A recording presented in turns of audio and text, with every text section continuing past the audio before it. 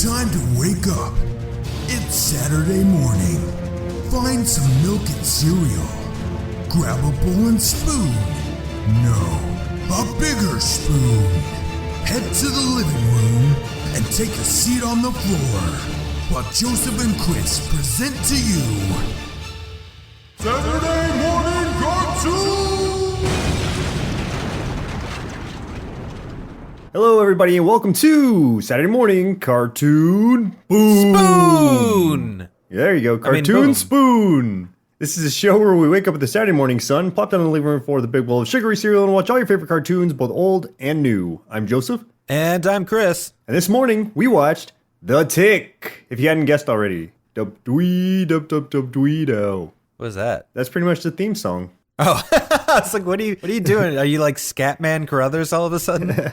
It was like a mixture of big band and scat. Like that's what the theme song was, yeah. And this was chosen by Kelsey and also chosen by somebody else named Mark via email.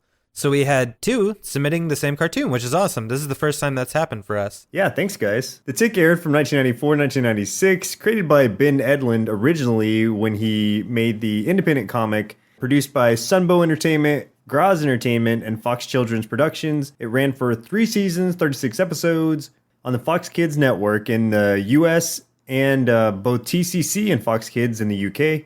And for a short synopsis, an invulnerable, somewhat dim superhero protects the city from all manners of evildoers.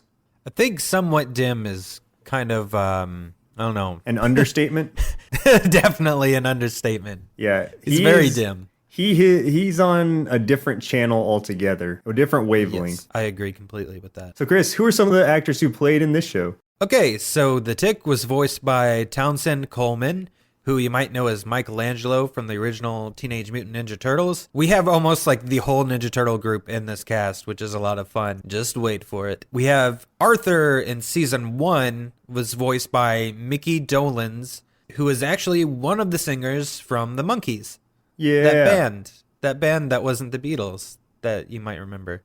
We also had Arthur from season 2 and season 3, voiced by Rob Paulson, who comes up in our show all the time. He was the voice of Raphael and Donatello from the original Teenage Mutant Ninja Turtles series. He was also the voice of Yakko Warner and Pinky from Pinky and the Brain. So he's had lots of iconic roles, including Arthur. Oh, yeah. Then we had American Maid, voiced by Kay Lenz, who mostly did film, but she did voice in a cartoon that we have to check out based on the name. And it is called Wild West Cowboys of Moo Mesa. But the cow is like C.O.W,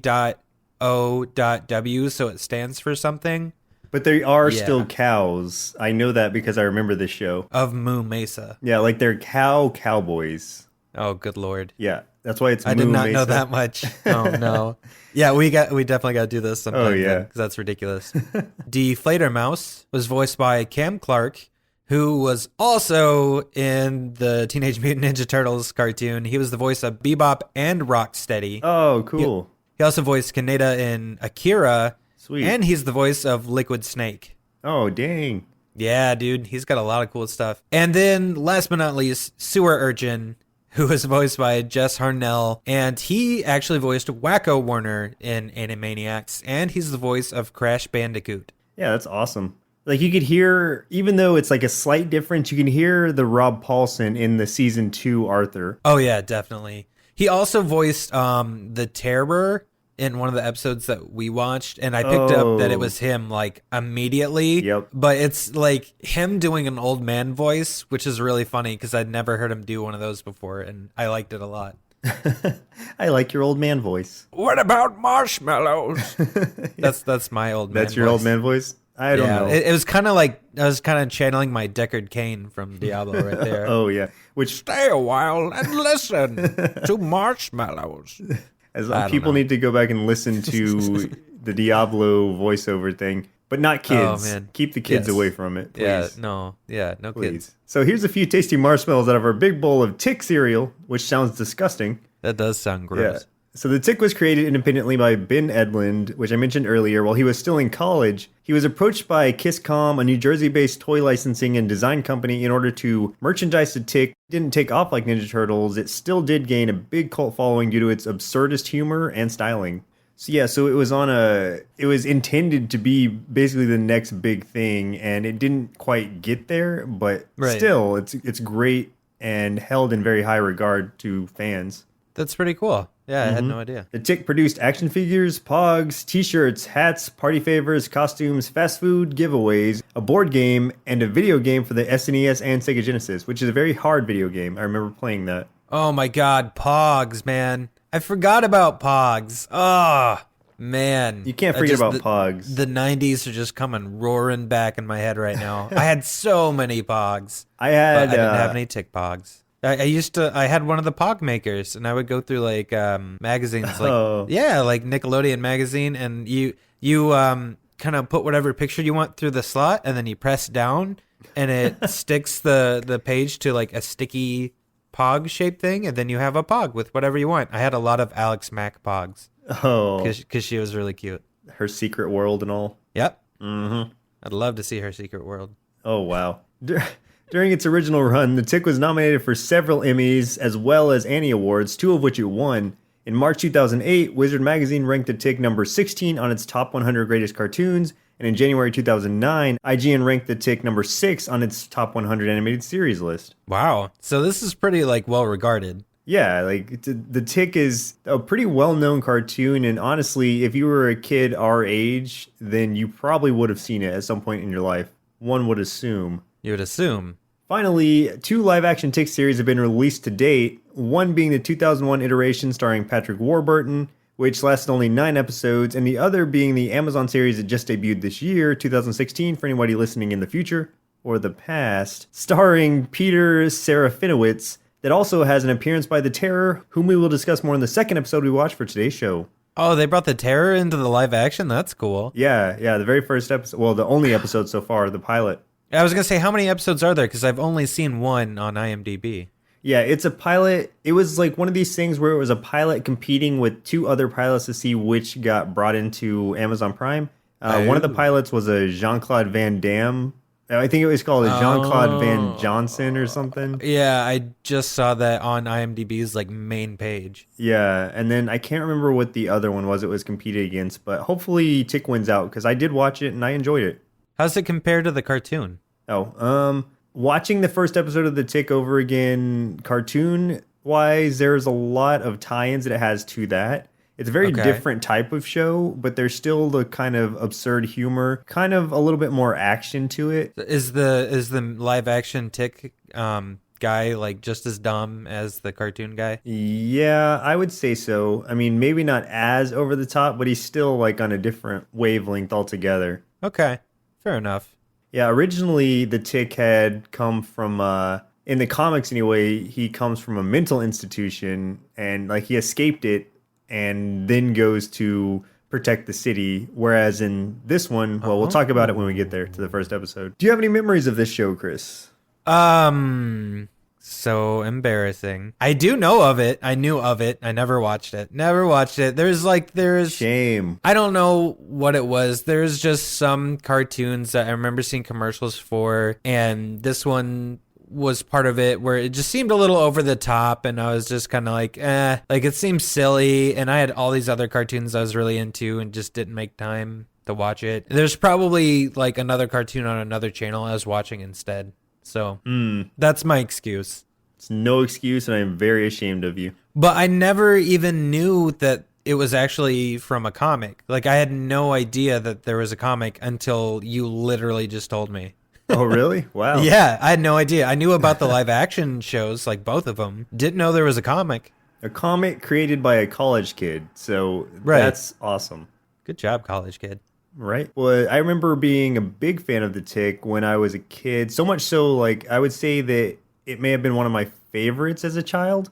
Something about the intentional ridiculousness of it really appealed to me then. And after watching it again, I mean, I can say that may be even more true now. As the older I get, the more I can appreciate that type of humor, still mixed with some I mean, there's some intelligence to it, even in its absurdity, and I just like that about it. Nice.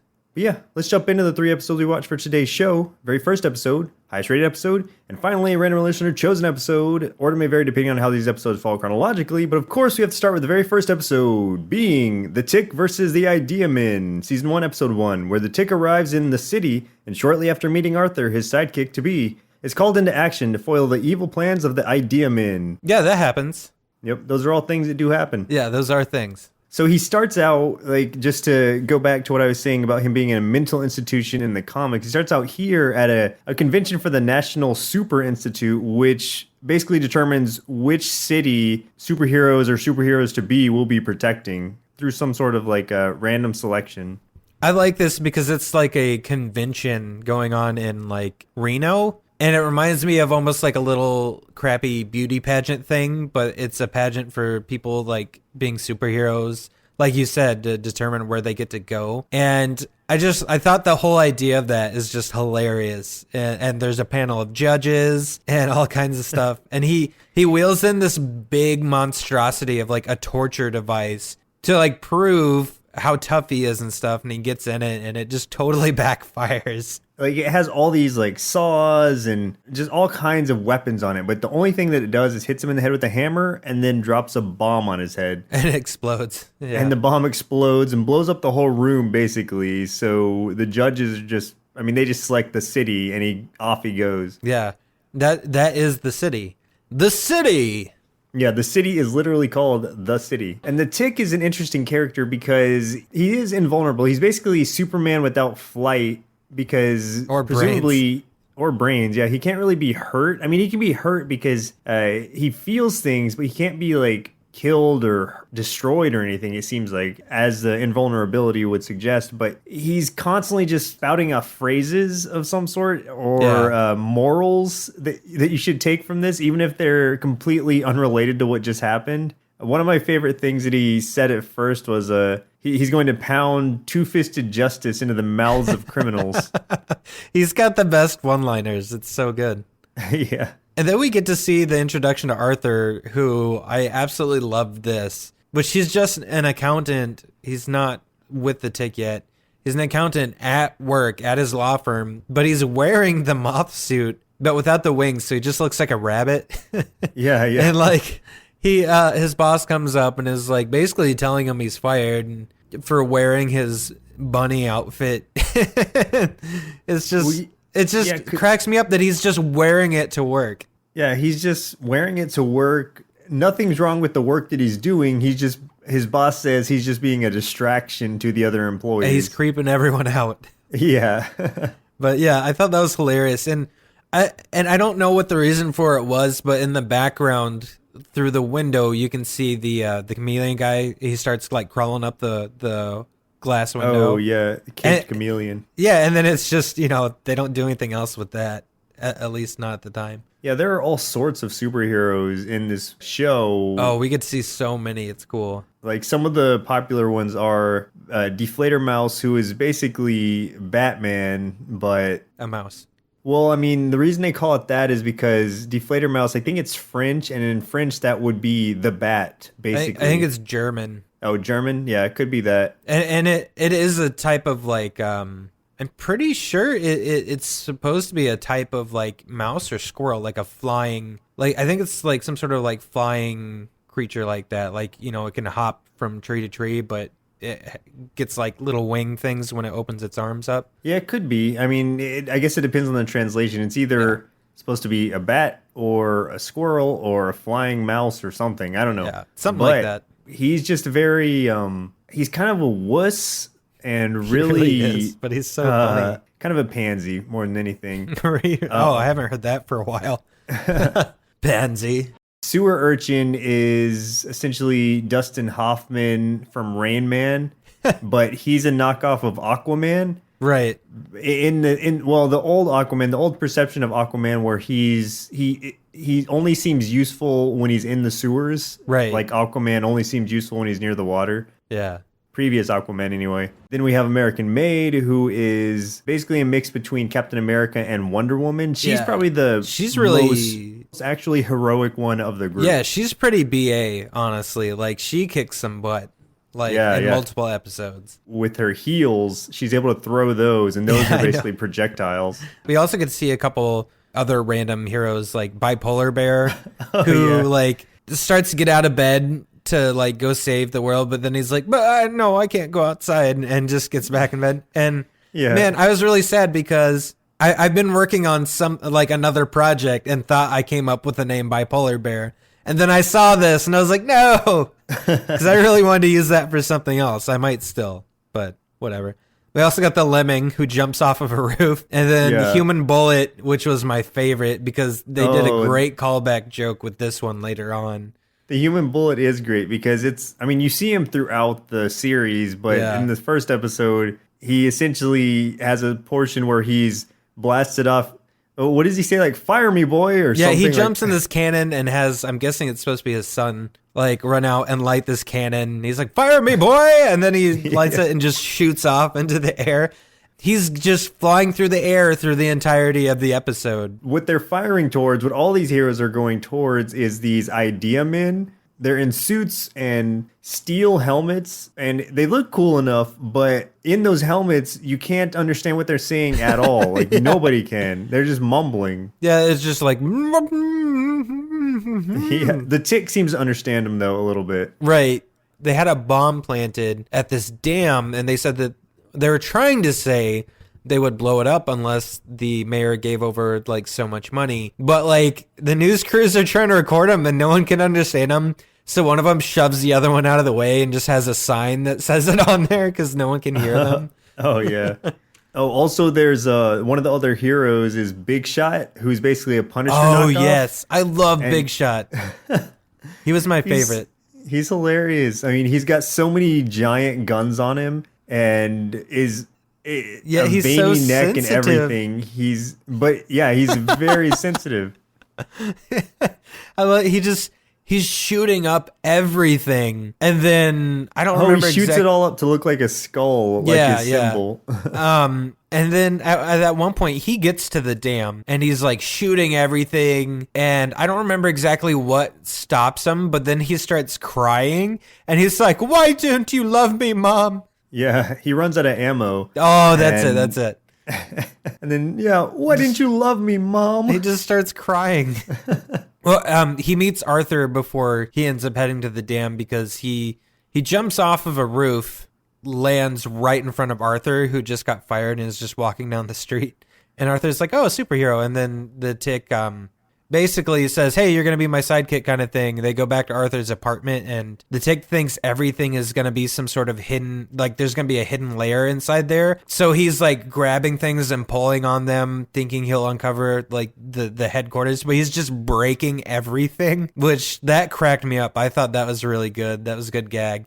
Yeah, that's actually something that carries over into the live action series, the current one anyway. Really, that's awesome. Is him looking for a secret passageway and breaking Arthur's apartment. That's cool. So, like, when they get to the dam, they get through, they find the bomb, and the Tick, being the big, like, Neanderthal he is, tries to defuse it by just punching through it, and it does not stop. Yeah. And then he's just walking around with it stuck on his arm. And eventually he has to just run off with it to save the city. He climbs on top of the dam, trying to get the bomb as far away as he could. So it blows up on top of the dam instead of inside, and doesn't damage the dam, but it blows up the blimp that the Idea Men are trying to escape in. Which, like, he didn't even mean to, but, like, he looked like this giant hero for blowing this thing up and stopping all of them, which is great. And then at the very end, well, first he says his moral of the story thing is like, "May evil beware, and may good dress warmly and eat plenty of fresh vegetables." Right. Like, that's it. That's his moral. That's what you take from the story. And then we get to see at the very, very end, the Human Bullet finally, like, as the credits are about to come in, the Human Bullet finally comes into view and just hits the dam. and falls. Yeah, goes headfirst into the dam and falls in the water, and then's like, I'm okay. I love that. I love that random callback just all of a sudden. Yeah. And the noise it makes is just like dink. Yeah.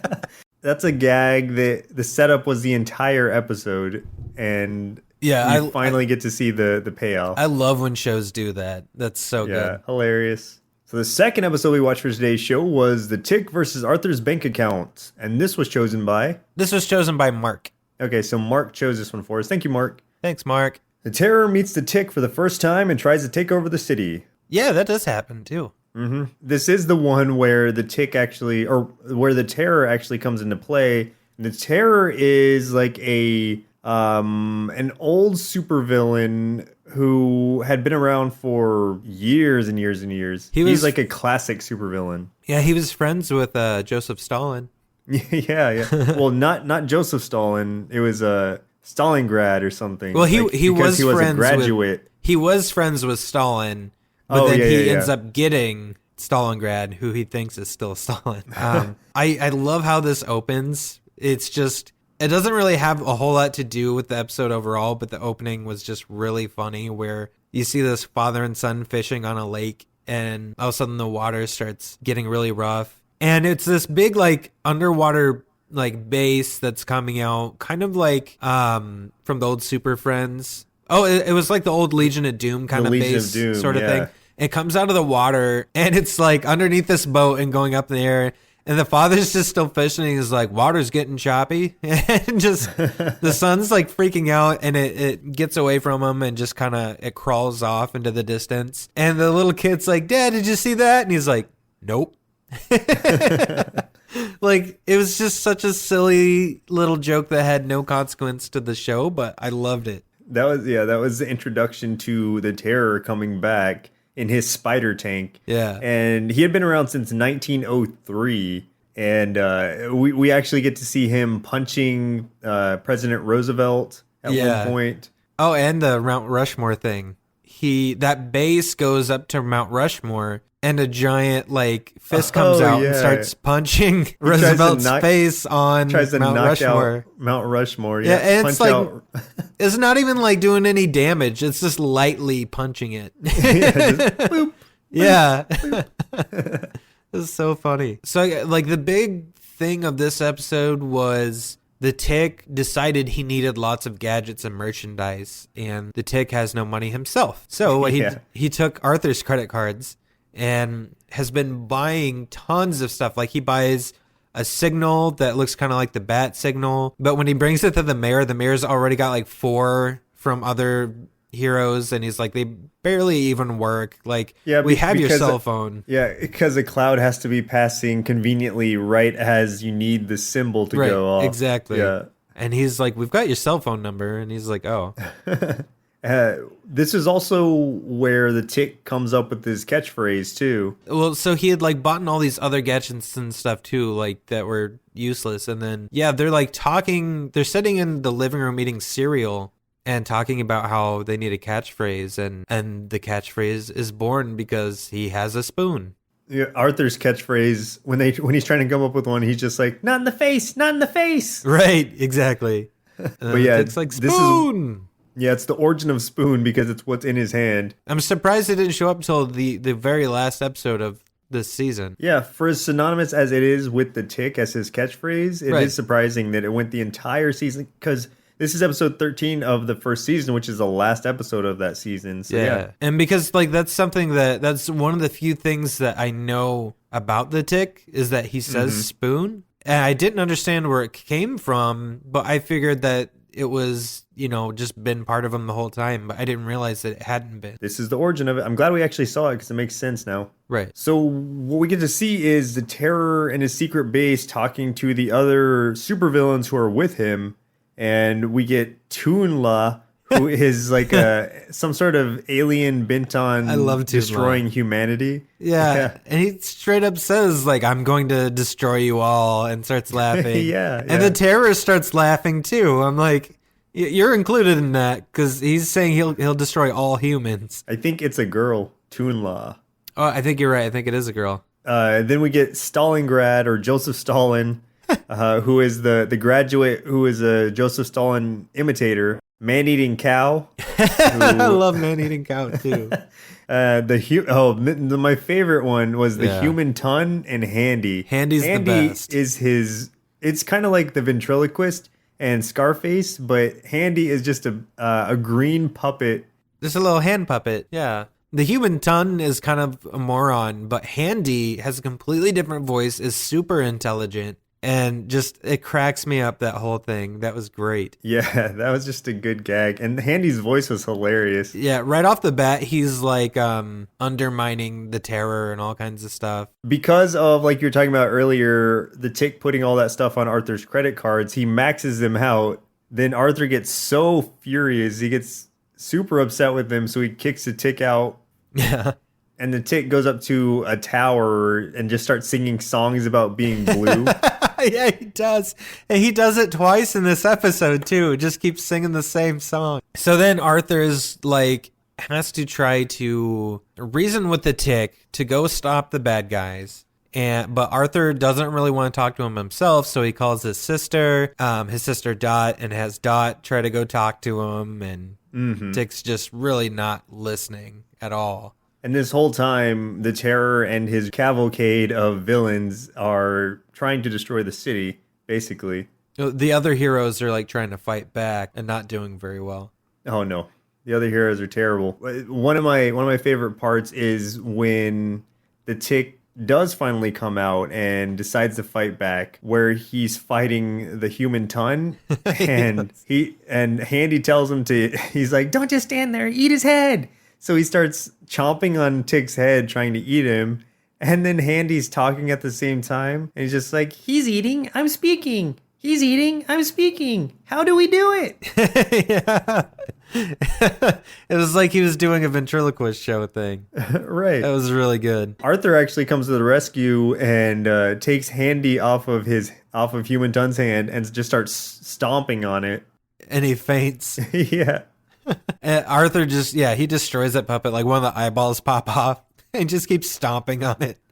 And like he's so mad, he just keeps going and going and going. Like the fight is over, all the other bad guys are defeated, and Arthur's just still stomping on this hand puppet. Yeah, so good. It almost seems like a moment where if it were real heroes or if it were a real enemy, they would be like, stop, he's had enough, Right. The moral to this story, according to the Tick, was, on justice and on friendship there is no price, but there are established credit limits. That much is true, because he reached his. Exactly. Well, not his. He reached Arthur's credit limits for sure. Yeah. That brings us to the last episode we watched for today's show, The Little Wooden Boy and the Belly of Love, Season 2, Episode 1, which is the highest rated episode, where Arthur falls for a new flying girl, Carmelita, so the Tick carves himself a new sidekick. In the meantime, the city is in the path of a giant whale, Blowhole, who is running across the country. I was like, so this episode starts with the Blowhole, Blowhole coming out of the ocean, and he's wearing suspenders. Like, it's a big sperm whale. Yeah, he's a big sperm whale in overalls. Yeah, and he's just running. And there's really no explanation. We don't know what he's doing, and they just kind of keep leaving it. And he just, every once in a while through the episode, they'll cut back and he's still running. And then it just goes back to the rest of the stuff in the episode. It's just constant. And I didn't understand what they were doing with it. It's in a way they tie it into kind of a Pinocchio story. Yeah, they really do. Unnecessarily, it's almost like they just throw him in there just to force that. But it's still hilarious seeing him just going back to him getting the news coverage and stuff as he's just running across the country. It's almost like a Forrest Gump too. Yeah, really, he just keeps going and going and going and going and going and going. Yep. Not stopping, not talking to anybody, just running. Just running. And we also get to see one of the villains who comes in, and this is just a really minor villain, a red herring, the angry red herring, who is a fish with machine gun eyes, and he Vaselines himself down so that he's super slippery. Right. Which is kind of smart in a way. Yeah. But it'd be hard to pick anything up, I think. Probably. Or like get in a getaway vehicle, you just slide right off the seat. But yeah, like he's in a big red fish suit, and he has these big machine guns that come out for the eyes. And when the tick gets him, I love how like the tick like opens the mouth and he's just looking down inside the costume and like yelling to the guy, and the guy's just like, what? I'm like, I'm right here. Don't stop yelling. Stop yelling.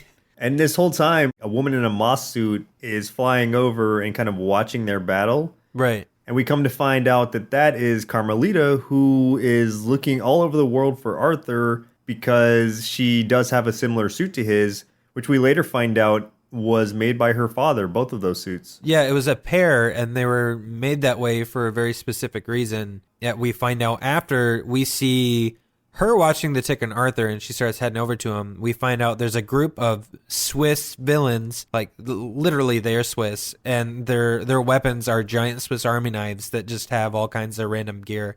Yeah. And but they're also being watched by Deflator Mouse. So like everybody's just like spying on each other in this episode. It's pretty good. And Deflator Mouse tries to attack them, but they beat him up, and he gets really scared of the Swiss, and he's like reporting back to the other superheroes like, the Swiss are invading America, and they're just like, no, the Swiss are neutral, like calm down. It's just silly stuff. Yeah, and eventually the Swiss, they tell them when they do confront them, it's like, we don't stand for our whole country. We're just basically villains. We're Swiss villains. Yeah, I like that. I also love that their battle cry is someone yodeling. Oh, yeah. And like, you never really see them on screen when you hear it, which I really like. It's like, that tells you that they're coming. So you just hear like a yodel, like echo off in the distance right before they attack. And that was hilarious. Like, that was a great joke. There's a couple shots of the moon as you're passing by, and it has a big CHA in it. And that's from a previous episode where Chairface Chippendale tries to laser his name into the moon and only gets that far before the tick stops him. So the moon just says cha. Yeah, so it's just a cool callback to that episode. I was wondering about that because I didn't know why that was there. So, yeah, it makes some sense now. I figured it was something like that, but I wasn't for sure. Yeah, and I'm sure there's other things that they do that with, too. I can't think of any off the top of my head. Maybe not in this episode or anything, but I bet they have a lot of continuity just in there about certain things that are either destroyed or set up in a certain way or whatever. Right. In the meantime, Arthur is falling completely in love for Carmelita and spending a lot of time with her. They go on a date. The tick's getting super jealous. Because Arthur is skipping hobby night. He want to make macaroni duck. And the tick starts kind of losing it because he doesn't have his sidekick. He starts going crazy, and he's on hobby night. He's whittling a piece of wood. Then all of a sudden he starts talking about how he sees a face in the wood, and he's like, "Oh, let's set you free, little wooden boy." And he starts like whittling it some more, and you just see him like constructing something, and it ends up just being like he drew a face, like just eyes and a mouth on the piece of wood, and he like nailed some really like crappy looking splinters of wood to it to make it look like arms and legs. Yeah. It looks so terrible. It's great just because of all the work it looks like he's putting into it. And it literally is just like that same plank with a face drawn on it. It looks like one of the arms, like there's a chunk missing. Like he broke it when he was trying to hammer it or something. Oh my God. Yeah, it's so pathetic looking, but he thinks that is now his sidekick. Like he treats it like his sidekick and he carries it around with him everywhere he goes. Yeah, and he continues talking to it. Yeah, he just constantly talks to it now. And when we do see, actually, Blowhole comes in again. Well, he comes in throughout the episode. Yeah, like 5 times. Yeah, he comes in again to one of the newscasts where they're calling the event Blowhole 1995. Right. He's done this before, apparently, like 10 years ago or something. Right. So he's back again, and one of the reporters, in trying to interview him, gets her microphone wrapped around him, and it kind of wraps her to him. Yeah. And instead of stopping or anything, he just keeps going. I didn't think about it till now, but that was totally a callback to Moby Dick, where, at the end, Ahab gets wrapped to the actual whale because of the harpoon line. Right. Yeah. So in this case, it was the news reporter was stuck on him, and she's still asking him questions like, she's like, "Blowhole, if you were a tree, what kind of tree would you be?" Yeah. And he just keeps running. Yeah, and she's still asking him questions as he's running while Yeah. she's not attached to anything but him. Yeah, that was kind of in the middle of the episode, and like the next couple times it cuts to him and you see him before it cuts back to what the tick's doing. Like she's still just asking him questions as he's running and he's not stopping. There is a battle finally between the Swiss and all of the heroes. Chick comes in, little wooden boy with him, and he throws little wooden boy at the female Swiss person, and she's starting to have like a fight with it. Like she's trying to pull it off her face Yeah, and I stuff. like that. Yeah. Also, so the whole reason the Swiss are there, they're following Carmelita because her father, crap, I don't remember what the plans were for. Do you remember? Like the book and then the key. I don't remember what they were for though. They were to, I think, just to unlock some of the other secrets that were in his book. I can't remember what they were exactly. Yeah, I just don't remember what was in the book. I think it was just some of his devices that he built just to unlock his Okay, that's formulas. So Carmelita's dad was some sort of like genius scientist, inventor kind of guy, obviously because he made those suits. And he had a book that the Swiss were after, and Carmelita had the book, so they've been following her, and apparently an Arthur's suit was the key to unlocking the rest of the secrets within that book. So they needed both. So they do capture them, and they make Arthur start stripping down, starting with his pants. And once he gets his pants off, like that's when they get interrupted by, I think actually American Made first. Flies in there on like a cart and Yeah. slams into somebody and goes through the next room, and then everyone else comes in and they're getting like beat up themselves instead of the Swiss getting beat up. Then American Made comes back out a minute later like and then gets trapped in a net because you think it's gonna be this like awesome moment and she's gonna save the day, and then she just gets stuck. And then the tick comes in and it basically just shows kind of the ineptitude of the rest of the heroes in the city. right. And what's more sad is the fact that the tick, being as off kilter as he is generally the one who saves the day just by his pure strength and dumb luck, I guess, most of the time. Yeah, exactly. In this one, and in trying to get the book back and the rest of his clothes, Arthur is chasing down one of the Swiss with some tweezers from one of the big knives that they have. He gets it back. He's able to do that because he pinches the Swiss's nose until he just drops the book. And Carmelita comes up to him, but then at that moment, Blowhole is starting to come that way. While they're up in the air, the tick sees them, so he jumps up to try to rescue them, and all of them get engulfed into Blowhole's mouth. And inside is her dad. Yeah, which is where he's been all this time. Yeah, for 10 years. He's just been sitting there in a chair. And he's like, oh, hi. And then they're like trying to figure out how to get out of there, and they don't know how to get out. So what they said was they're like, we need some wood to burn. Because I think that's what happens with Pinocchio, right? Like in that story, he like burns some wood and then the whale like shoots him out. Yeah, I think so. And yeah, this is what happens here too. Except Tick has to light little wooden boy on fire. It's Well, the only at thing first, they have. when they're like, we need wood, he's just like, where can we find some wood? Yeah. And like, not considering burning his new sidekick. But that's what they end up doing, and they get blown right out of the whale. That was a good episode. I can see why that was the favorite episode all around. Yeah. Like, I went to multiple sources to see, and pretty much all over, that's everyone's favorite. I saw that as well. And there wasn't really a moral to this one. It was just the tick kind of at the end saying, "Where were we all trapped? In the belly of love." Oh, God. Which is how it got its name, the episode's name, Right. I guess. Exactly. One more thing that I forgot to point out, and this kind of is in a couple of the episodes, there's a diner there that's called Ben's Diner. Of course, after the creator of the tick, Ben Edlund. But the diner is like a kind of a replica of Edward Hopper's Nighthawks painting. I mean, you know the painting if you saw it. Yeah, I know what you're talking about. Yep. Yeah. Where they're just sitting at the bar in the diner and stuff, and you're viewing exactly. it from the outside, looking through the Right. window. You're seeing everybody's back. Yeah, it's a famous painting. So it was cool that they tied that in there. Indeed. Indubitably. Well, Chris, let's craft our own little wooden sidekicks in honor of our inner kids and see what they thought of The Tick. This cartoon was so cool because there were superheroes everywhere, and some of them were big and tough, but some of them were silly. But it made me want to be a superhero too, even though bad guys are usually way better. So I give this cartoon 4.5 bowls of spoon flakes out of 5, and now I must put on my costume as the Lice, with the ability to gross out your friends, shave your head, and make your mom wash your scalp with that nasty shampoo. Bye! But I'm a real boy. Maybe one day, Pinocchio Joe, but for now, let's focus on the show.